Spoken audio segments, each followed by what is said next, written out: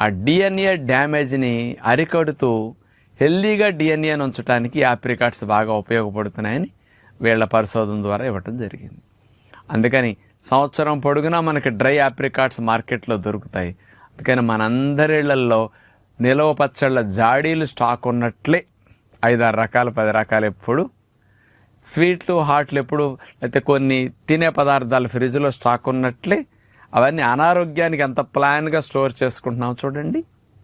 Enjoy చేయడానికి అంత storing facility పెట్టుకుంటున్నాం.